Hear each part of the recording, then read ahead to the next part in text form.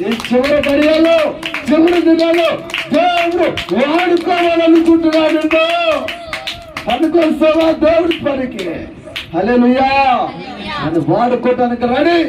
ఎందుకంటే సారమైన పని ఉన్నది, కోత సారమైనది.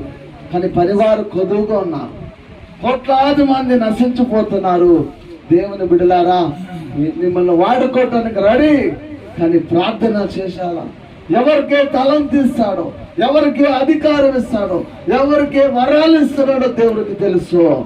నీకు ప్రార్థన తలంపులు నువ్వు వాడుకోవాలనుకుంటాడా? నువ్వు ప్రార్థన అనేకుల కొరకు ప్రార్థన చేసేవారు ఉండాలి. ఎందుకంటే ఈ దినాల్లో కోట్లాది మంది నశించిపోతున్నారు, వేల మంది నశించిపోతున్నారు.